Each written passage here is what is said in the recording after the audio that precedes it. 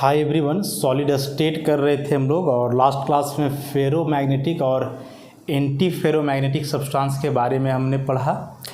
इसी magnetically concentrated पारामैग्नेटिक substance के अंतर्गत एक लास्ट बचा हुआ है फेरी magnetic substance. Pheri magnetic substance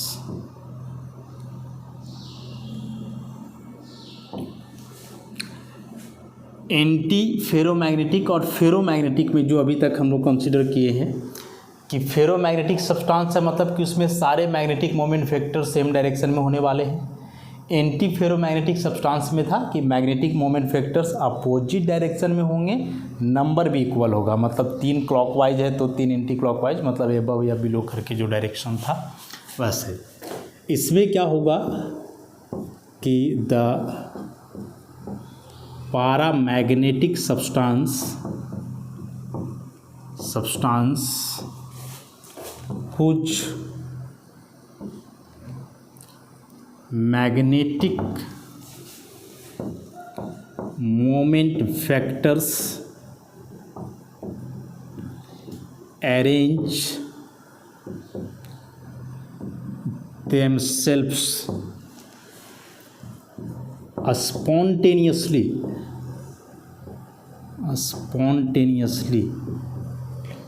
in the opposite directions in unequal number when placed in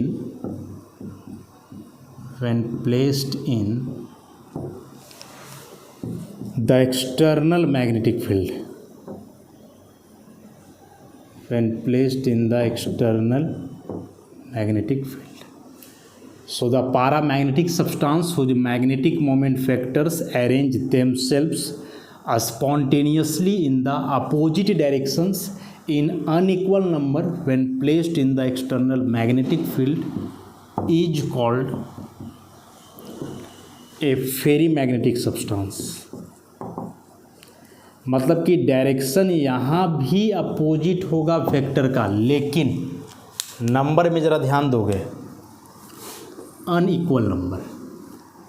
vectors का डायरेक्शन अपोजिट, लेकिन जो नंबर होगा वेक्टर का वह बराबर नहीं होगा, अनइक्वल नंबर में होगा। मतलब कि ऐसे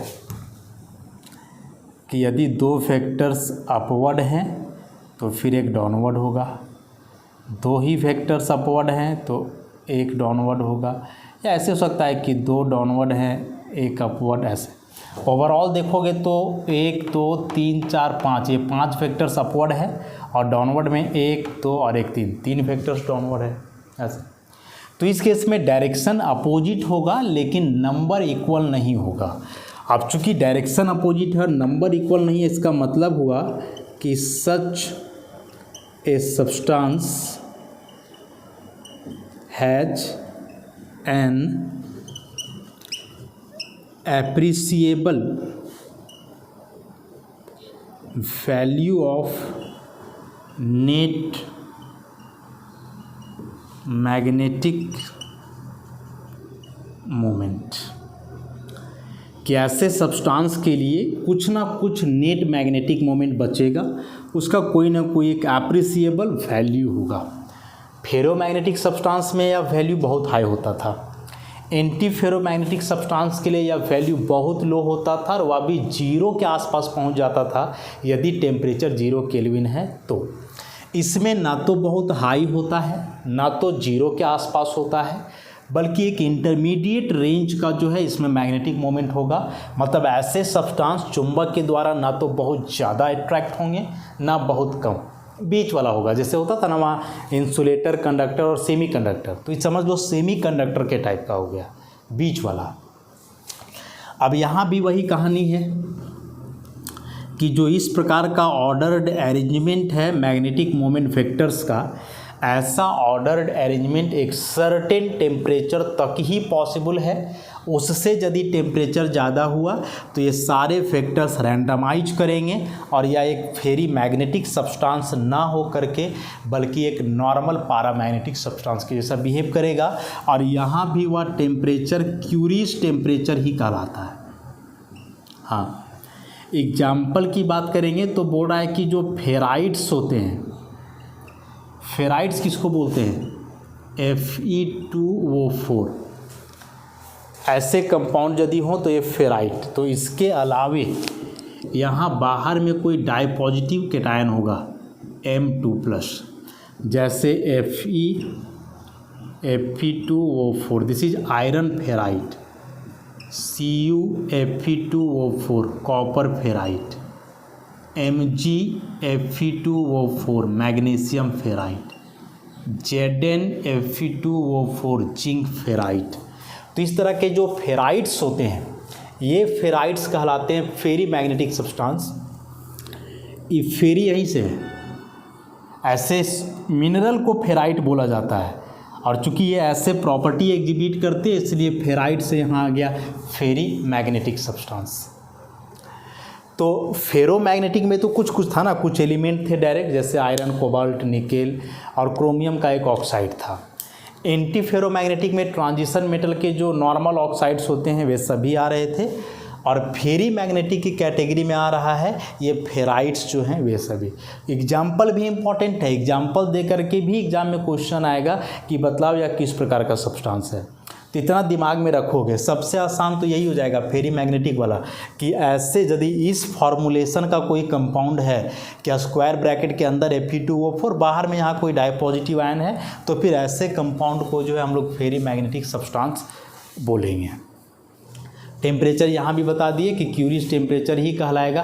अब बात है कि सर एग्ज़ाम में यदि डेफिनेशन आ जाता है क्यूरीज टेम्परेचर का तो हम लोग कौन सा लिखेंगे, फेरोमैग्नेटिक वाला लिखेंगे या ये फेरी मैग्नेटिक वाला? तो कोई भी लिख सकते हैं, कोई दिक्कत नहीं है।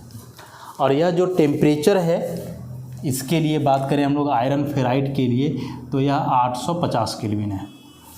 इसका मतलब कि यह सब्सटेंस एक फेरी मैग्नेटिक सब्सटेंस है इस टेम्परेचर तक, 850 केल्विन तक।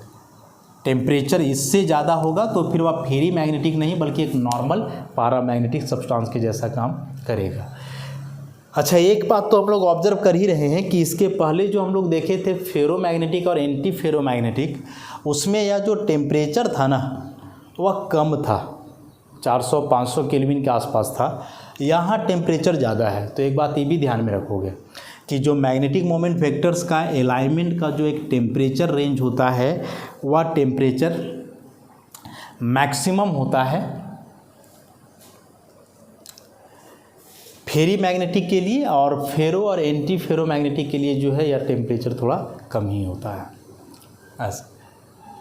अब यदि तीनों में कंपेयर करने बोले फेरो मैग्नेटिक, एंटी फेरो मैग्नेटिक और फेरी मैग्नेटिक, कि तीनों में से पारा मैग्नेटिज्म सबसे अधिक किसका होगा या क्या ऑर्डर होगा, तो चूंकि फेरो मैग्नेटिक में सारे वेक्टर्स का अरेंजमेंट सेम था, एक ही डायरेक्शन में था, तो सबसे ज़्यादा मैग्नेटिक मोमेंट तो उसी का होना है। उसके बाद बचा एंटी फेरोमैग्नेटिक और फेरी मैग्नेटिक, ये दोनों में कंपेयर करके बता दो। तो एंटी फेरोमैग्नेटिक में क्या था, एकदम अपोजिट डायरेक्शन इक्वल नंबर में, तो वहाँ तो जीरो के आसपास पहुँच जा रहा था, जबकि यहाँ जीरो से ज़्यादा होगा, उससे मतलब कहीं ज़्यादा होगा। तो फेरो के बाद जो मैग्नेटिक मोमेंट होगा वह फेरी का होगा और सबसे कम होगा एंटी फेरोमैग्नेटिक। तो इस बात को एकदम याद रखना है। ऑर्डर को आता है एग्जाम में कि द पारा मैग्नेटिज्म फॉलोज द ऑर्डर, और ऐसे करके 3-4 ऑर्डर दिए हुए रहेंगे। तो सबसे ज़्यादा फेरोमैग्नेटिक मतलब ऐसे सब्सटेंस चुंबक के द्वारा सबसे ज़्यादा अट्रैक्ट होंगे, उससे कम फेरी मैग्नेटिक और सबसे कम अट्रैक्शन शो करेगा anti ferromagnetic. Magnetic moment vector का अरेंजमेंट भी हम लोग जान ही रहे हैं। देखो ऐसा सबका सेम डायरेक्शन, यहाँ अपोजिट, एक ऊपर एक नीचे, फिर एक ऊपर तो एक नीचे, यहाँ मान लो 2 ऊपर तो एक ही नीचे, फिर एक और ऊपर, ऐसे। तो वेक्टर का अरेंजमेंट भी याद रख लोगे। तो सब्जेक्टिव आया तो डेफिनेशन, जनरली ये टॉपिक सब्जेक्टिव में ही आते थे, और ऐसे ऑब्जेक्टिव में यदि आ रहा है तो कितने टाइप का क्वेश्चन बन सकता है वो समझ लो। सबसे पहला अरेंजमेंट जो लास्ट लेक्चर में क्वेश्चन करवाए थे इससे, उसके बाद एग्जाम्पल, फिर टेम्परेचर कि कौन सा सब्सटेंस के लिए टेम्परेचर क्या और नील्स क्यूरी जैसे करके, तो इस सब बात को याद रखेंगे हम लोग तो हो जाएगा। तो इस तरह से यहाँ से जो मैग्नेटिक प्रॉपर्टी है सॉलिड्स का वह समाप्त हुआ। हाँ, एक इम्पॉर्टेंट बात और कि ये जो 3 प्रॉपर्टीज हैं, फेरोमैग्नेटिज्म, फेरी मैग्नेटिज्म और एंटी फेरोमैग्नेटिज्म, ये प्रॉपर्टीज केवल और केवल एग्जिबिट किए जाते हैं सॉलिड के द्वारा। हाँ, जो लिक्विड और गैसियस सब्सटेंस होते हैं वे ऐसे प्रॉपर्टी को एग्जिबिट नहीं करते हैं। क्यों? क्योंकि लिक्विड या गैसियस सब्सटेंस है तो हम लोग जान रहे हैं कि जो उसके मॉलिक्यूल्स हैं वे रैंडम होते हैं, मॉलिक्यूल्स एक दूसरे से दूर दूर होते हैं। तो उस केस में वैसे सब्सटेंस के अंदर वेक्टर का ऐसा एक ऑर्डर्ड अरेंजमेंट हो पाना संभव नहीं है। क्योंकि सॉलिड के पार्टिकल का अरेंजमेंट एक ऑर्डर में होता है, सॉलिड के पार्टिकल का अरेंजमेंट एक ऑर्डर में होता है, पार्टिकल इसी में सफिशिएंटली क्लोज होते हैं। तो इस तरह का ऑर्डर अरेंजमेंट केवल और केवल पॉसिबल है किसके लिए? सॉलिड के लिए। तो ये भी बात एकदम याद रखना है कि the ferromagnetism, ferrimagnetism and antiferromagnetism are exhibited only by solids and not by the liquids और gaseous substance, because the molecules of a liquid or gaseous substance are randomly oriented, are randomly, and they are far apart, they are not sufficiently close, that's why these are only exhibited by solid। तो एक बात ये भी ध्यान में रख लेना है हम लोग को। नोट्स में सारी बातें हैं, पढ़ोगे आप ध्यान से, सब कुछ मिल जाना है उसमें। अब एक छोटा सा टॉपिक है इसमें, डाई इलेक्ट्रिक प्रॉपर्टीज, उसको देखते हैं।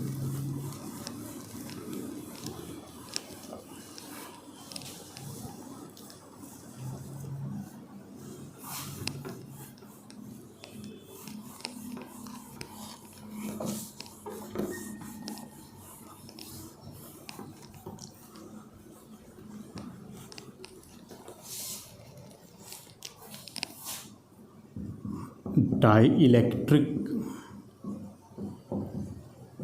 Properties of solids. तो dielectric properties of solid, dielectric property basically charge से रिलेटेड है, और चार्ज है इसका मतलब कि वह पोलर क्रिस्टल होना है, मतलब कि वह क्या होना है? Polar crystal. तो पोलर क्रिस्टल कहने का मतलब कि जैसे डायमंड एक क्रिस्टल है, सोडियम क्लोराइड भी एक क्रिस्टल है। अब डायमंड में हम लोग जानते हैं कि इसमें बस ऐसे कार्बन का ही अरेंजमेंट है, ऑब्वियसली यह नॉन पोलर होना है, नॉन पोलर क्रिस्टल जो डायमंड है। लेकिन वही सोडियम क्लोराइड में Na+Cl- चार्ज है तो ये पोलर क्रिस्टल हो जाएगा। तो ये जो डाइलेक्ट्रिक प्रॉपर्टीज होते हैं ये बेसिकली पोलर क्रिस्टल्स के लिए हैं, और पोलर क्रिस्टल मतलब ऐसा जिसमें चार्ज हो उसके लिए। नॉन पोलर क्रिस्टल्स के लिए ये प्रॉपर्टीज़ नहीं है। तो इसमें से कुछ इंपॉर्टेंट टॉपिक्स है, और यह जो टॉपिक है ना एडवांस टॉपिक है। बोर्ड एग्जामिनेशन के लिए यदि आप देख रहे हो तो इस टॉपिक को नहीं भी करोगे तो चलेगा, लेकिन यदि किसी कंपटीटिव एग्जामिनेशन को आप फोकस कर रहे हो तो फिर यह टॉपिक करना होगा।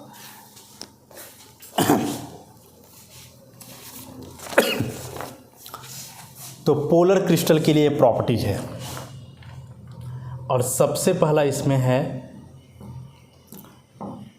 पाइजो electricity.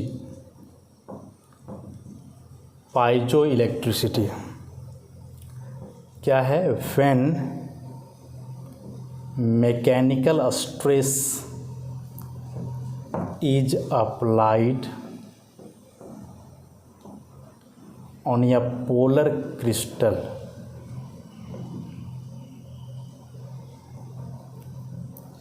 so as to deform them, electricity is produced. Electricity is produced due to asymmetric displacement of ions. The electricity thus produced is called piezoelectricity।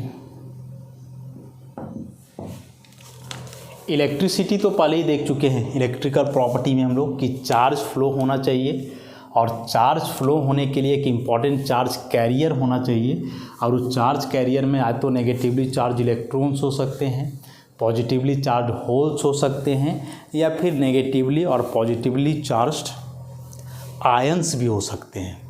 तो बोल रहा है कि यदि कोई पोलर क्रिस्टल है, जैसे सोडियम क्लोराइड का क्रिस्टल लेने, अब यदि सोडियम क्लोराइड का क्रिस्टल है, पोलर क्रिस्टल है, इसका मतलब हुआ कि इसमें आयंस का ऐसा अरेंजमेंट होगा। जो भी इसका क्रिस्टल स्ट्रक्चर है ऑलरेडी आप लोग देख ही चुके हैं ऐसे करके। अब बोल रहा है कि यदि इस क्रिस्टल पे आप मैकेनिकल स्ट्रेस लगाओ, मतलब कि बाहर से कोई फोर्स लगाओ, मशीन से लगाओ, हथौड़ा से पीटो, जैसे भी जो करना है, और वह मैकेनिकल स्ट्रेस इस स्ट्रेंथ का होना चाहिए कि यह क्रिस्टल डिफॉर्म करे। डिफॉर्म करने का मतलब हुआ कि इसमें जो आयंस हैं वे डिस्प्लेस करेंगे, और डिस्प्लेस करने में बोल रहा है कि एसिमेट्रिक डिस्प्लेसमेंट होगा, एक जैसा डिस्प्लेसमेंट होगा। मतलब कि यदि सोडियम आयन ऐसे मूव कर रहा है तो क्लोराइड भी करेगा, यहाँ भी यदि क्लोराइड आयन मूव कर रहा है तो सोडियम आयन भी मूव करेगा, ऐसा।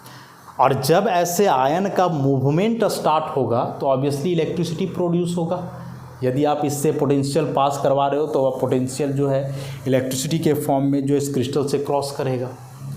तो यदि किसी भी पोलर क्रिस्टल पे बाहर से मैकेनिकल स्ट्रेस लगाया जा रहा है ताकि वह क्रिस्टल डिफॉर्म कर जाए, तो क्रिस्टल डिफॉर्म करने का मतलब कि उसमें आयनों का एसिमेट्रिक डिस्प्लेसमेंट होगा, और उस एसिमेट्रिक डिस्प्लेसमेंट के चलते इलेक्ट्रिसिटी प्रोड्यूस होगा, and that electricity is called piezo electricity.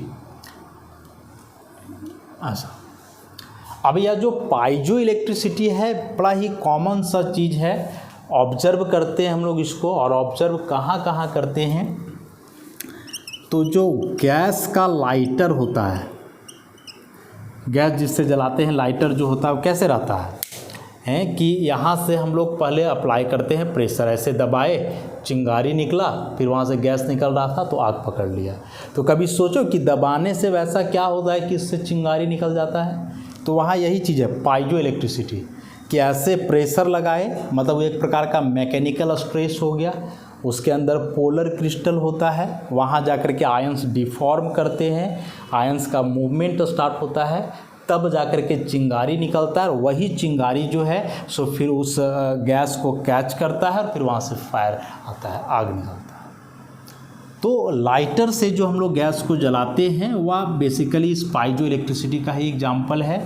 इसके अलावे बोल रहा है कि जो माइक्रोफोन्स और स्पीकर्स वगैरह होते हैं जो कि इलेक्ट्रिकल एनर्जी को साउंड एनर्जी में कन्वर्ट करते हैं, तो वहाँ भी पाइजो इलेक्ट्रिक क्रिस्टल्स का ही यूज होता है, मतलब ये पोलर क्रिस्टल का यूज होता है। करंट दिए, गाना बजने लगा है, तो करंट दिए मतलब इलेक्ट्रिकल एनर्जी, गाना बज रहा है मतलब वहाँ से साउंड एनर्जी निकल रहा है, आउटपुट तो साउंड एनर्जी है, इनपुट वहाँ इलेक्ट्रिकल एनर्जी है। तो वह इलेक्ट्रिकल एनर्जी से साउंड एनर्जी कैसे आ गया, तो वहाँ भी जो है पाइजो इलेक्ट्रिक क्रिस्टल का ही इस्तेमाल होता है। बाकी डिटेल में स्पीकर वगैरह का फंक्शन पढ़ोगे, फिजिक्स वगैरह में जानोगे तो पता चलेगा।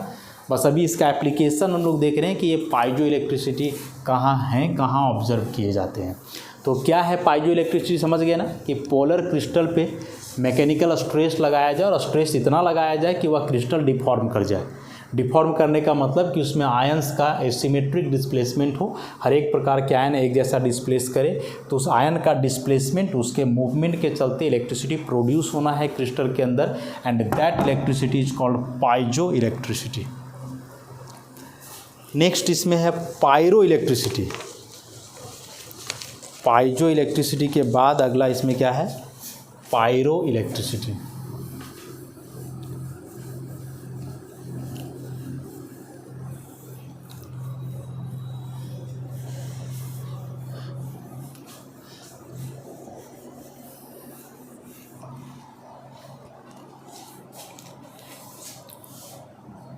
Pyro electricity.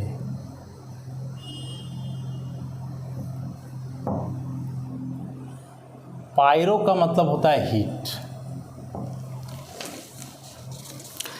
तो जो पाइजो इलेक्ट्रिसिटी अभी हम लोग पढ़े, पाइजो इलेक्ट्रिसिटी में क्या था कि पोलर क्रिस्टल पे मैकेनिकल स्ट्रेस लगाया गया, तब करंट प्रोड्यूस हुआ आयन का एसिमेट्रिक डिस्प्लेसमेंट के चलते। यहाँ मैकेनिकल स्ट्रेस नहीं लगाना है, बल्कि इस बार क्या करना है कि वह जो पोलर क्रिस्टल है, यदि उस पोलर क्रिस्टल को हम लोग हीट करें और हीट करने के बाद करंट प्रोड्यूस हो, तब ऐसे इलेक्ट्रिसिटी को हम लोग बोलेंगे पायरो इलेक्ट्रिसिटी। और यहाँ भी वही बात होगा कि जब हीट करोगे तो जैसे Na+ है, Cl- है, हम लोग जानते हैं कि सोडियम क्लोराइड एक सॉलिड क्रिस्टल है, और एक सॉलिड क्रिस्टल है, इसका मतलब कि यहाँ आयन से एक दूसरे से काफ़ी स्ट्रांगली अट्रैक्टेड है आयनिक बॉन्ड के द्वारा। अब क्या होगा कि जब आप इसको हीट करोगे तो हीट करने से ये फोर्स धीरे धीरे वीक होगा तो इसका डिस्टेंस चेंज करेगा, मतलब ये आयन थोड़ा मूव करके दूर चले जाएंगे। तो आयन मूव करके दूर जा रहे हैं मतलब आयन का मूवमेंट स्टार्ट हुआ, और आयन का मूवमेंट स्टार्ट हुआ मतलब चार्ज कैरियर फ्री हो गए यहाँ, और चार्ज कैरियर आ गए मतलब इलेक्ट्रिसिटी प्रोड्यूस होना है। इसको हम लोग फिर क्या बोल देंगे यहाँ, पायरो। तो पाइजो और पायरो लगभग एक ही जैसे हैं, बस पाइजो इलेक्ट्रिसिटी प्रोड्यूस करने के लिए पोलर क्रिस्टल में बाहर से मैकेनिकल स्ट्रेस लगाना पड़ता है, जबकि पायरो इलेक्ट्रिसिटी प्रोड्यूस करने के लिए पोलर क्रिस्टल को हीट करना होता है। दोनों में चार्ज कैरियर आयन्स ही होंगे, आयन का मूवमेंट के चलते ही करंट प्रोड्यूस होना है और करंट फ्लो करना है उसमें। नेक्स्ट है फेरो इलेक्ट्रिसिटी। फेरो इलेक्ट्रिसिटी, इसमें बोल रहा है कि in some piezo electric crystals the dipoles are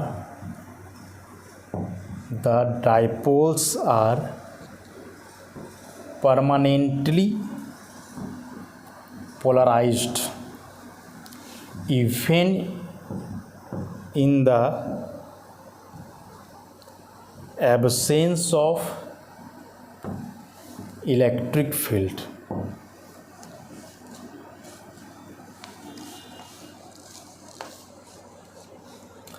And the direction of polarization changes on application of electric field, and this phenomenon is called ferroelectricity. This phenomenon is called ferroelectricity. Example में है potassium hydrogen phosphate, Rochelle salt, sodium nitrate का crystal, barium titanium oxide का crystal. समझोगे इस definition को।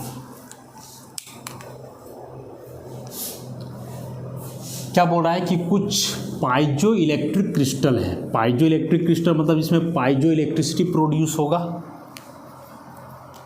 मतलब कि polar crystal है।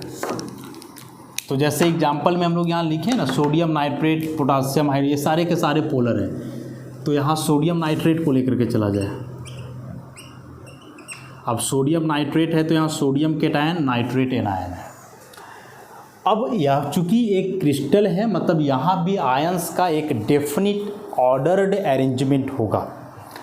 अब ऑर्डर्ड अरेंजमेंट होगा तो ज़रूर, लेकिन उसमें ये आयंस एक दूसरे से काफ़ी स्ट्रांगली जुड़े रहेंगे। तो जुड़े रहेंगे तो उस समय पोलैरिटी उतना ज़्यादा मेजर कर पाना या पोलैरिटी उतना ज़्यादा डेवलप हो पाना इस क्रिस्टल के अंदर थोड़ा सा मुश्किल होता है।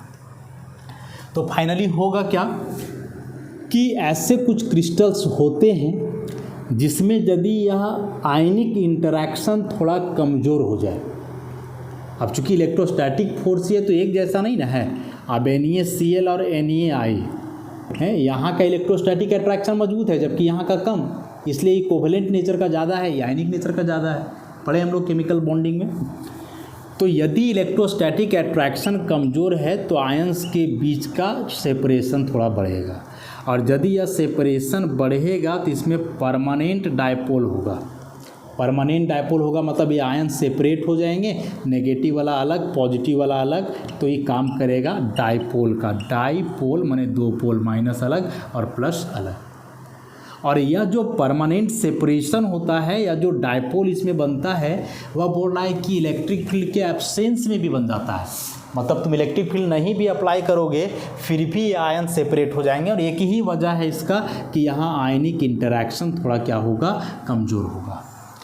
तो पोलर क्रिस्टल्स में आयनिक इंटरैक्शन कमज़ोर होने के वजह से आयंस थोड़ा सेपरेट हो जाते हैं, दूर चले जाते हैं, अलग अलग हो जाते हैं, और वे एक परमानेंट डायपोल का काम करते हैं। ये जो वर्ड यहाँ लिखा हुआ है ना कि in some piezoelectric crystal the dipoles are permanently polarized, तो डायपोल्स आर परमानेंटली पोलराइज्ड का मतलब यही हुआ कि डायपोल मतलब ऐसे प्लस माइनस का दो इंड बन जाना, और ये हमेशा परमानेंटली हो जाता है। और उसका कारण हम बता दिए कि यहाँ जो इलेक्ट्रोस्टैटिक अट्रैक्शन वो क्या होता है, वीक होता है। अब वो बोल रहा है कि यह जो डायरेक्शन है पोलराइजेशन का, अभी डायरेक्शन तो ऐसे है ना, ऐसे नेगेटिव टू मतलब पॉजिटिव टू नेगेटिव। अब बोल रहा है कि जब आप अप्लाई करोगे इसमें इलेक्ट्रिक फील्ड, तो इलेक्ट्रिक फील्ड अप्लाई करने से पोलराइजेशन का डायरेक्शन चेंज हो जाता है। चेंज कैसे हो जाएगा कि जैसे मान लो ऐसे आप इलेक्ट्रिक फील्ड अप्लाई किए, ठीक, ये माइनस वाला है, ये प्लस वाला है, तो यदि आप ऐसे अप्लाई करोगे तो क्या होगा कि अब जो माइनस वाला आयन है वो प्लस की तरफ जाएगा, प्लस वाला आयन माइनस की तरफ जाएगा, इधर माइनस है इधर प्लस है, तो देखो चेंज नहीं हो गया डायरेक्शन। अब ये माइनस आ जाएगा इधर और ये Na प्लस चला जाएगा इधर, तो इस बार डायरेक्शन ऐसे हो जाएगा। तो यह डायरेक्शन चेंज करेगा तब जब इलेक्ट्रिक फील्ड अप्लाई करोगे, चूँकि इलेक्ट्रिक फील्ड अप्लाई किए बिना ही उसमें पोलराइजेशन हो रहा है, प्लस माइनस चार्ज का सेपरेशन हो रहा है। तो जब इलेक्ट्रिक फील्ड अप्लाई करोगे तो वह डायरेक्शन चेंज कर सकता है आयन का मूवमेंट के चलते अपोजिट डायरेक्शन में, और फिर इस केस में जो यहाँ इलेक्ट्रिसिटी बनेगा वह कहलाएगा फेरो इलेक्ट्रिसिटी। तो पाइजो इलेक्ट्रिसिटी, पायरो इलेक्ट्रिसिटी, और फिर यह हो गया क्या, फेरो इलेक्ट्रिसिटी। ऐसे ही एंटी फेरो इलेक्ट्रिसिटी होता है।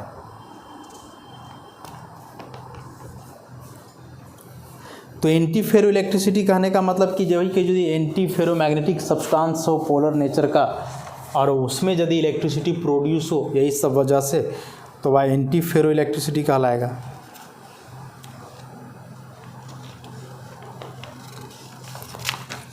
और एक लास्ट में है इसमें सुपर कंडक्टर्स। सुपर कंडक्टर्स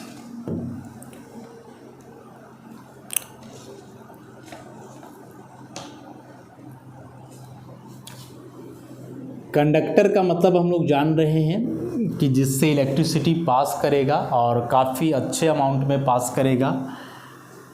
इसका मतलब कि एक कंडक्टर के अंदर जो रेजिस्टेंस होगा वह रेजिस्टेंस काफ़ी कम होगा।